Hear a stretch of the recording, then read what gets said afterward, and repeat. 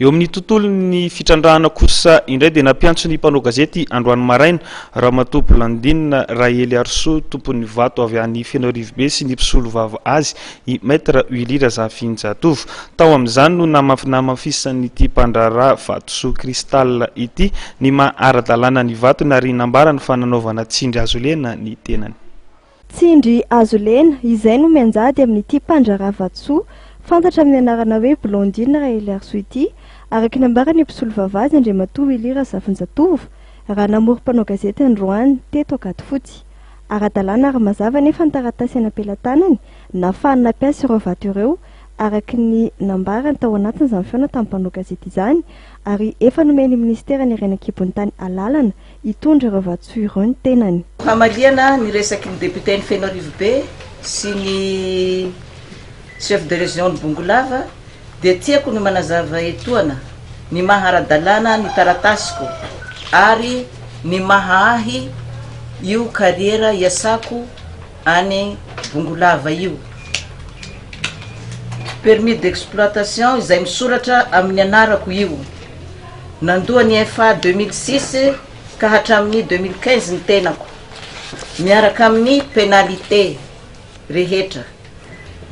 Nanao renouvellement ny permis koa ny nahazo attestation mahahy tanteraka io permis io nahazo LP1 na laissez-passer. Anisan'ny voatontona tamin'ny tiraraha ity ny lehiben'ny faritra Bongolava sy ny solombavam-bahoaka ny Fianarivy be izay lazainy mpisolovava n'ity mpandraraha ity fa nitaky ampahambidina vato. Sahirana be mihitsy amin'ilay izy ary teniteny foana nantaratasy ao am-toerany misy tsy fantany akory. Itony zao ny accusé de réception tamin'ny fametrahana an'le demande. Tony zao fametrahana an'le hoe AF zany hoe administration ino moa zany AF administration financière efa dia ato zany tamin'ny 17 juin 2015 fa mbola ho hitanareo dodo tamin'ny 17 juin 2015 hitanareo tsara io ngambany en tête ny ministère ny mines auprès de la présidence mazava tsara mihitsy io dia manao sonia menamena ato monsieur Ranasy Jackson secrétaire général mine olo io tompoko dia milaza tsara izy tato hoe je suis signé Ranasy Jackson secrétaire général des mines auprès de la présidence monsieur atteste par la présente aux ici que Madame Rahely Arso Blandine est titulaire du permis minier numéro 20142 de type PRE, petit exploitant zany tompoko. Ary ny tena loza indrindra ho an'le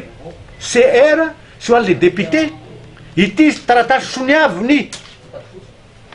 Andriamatoa secrétaire général io ihany tamin'ny 7 août tamin'ity volana ity zany tompoko 7 août. Ary tena loza be eo andrala angamba tsy mahita vazaha mihoatra n'ity mihitsy anao sonety zavatra ity ty tena vazaha be mihitsy mbola secrétaire général ihany ty ary zao volaziny ao tompoko. Je suis signé Ranasy izy autorisation de transport de produits miniers ty autorisation de transport de produits miniers zany hoe efa manome alalana sa izy zany fa hoe azo oentina ireo entan'ireto raha ohatra mihevitra zany zareo fa hoe misy faux ao raha mihevitra zao diso zavatra io il n'ont qu'à s'inscrire en faux.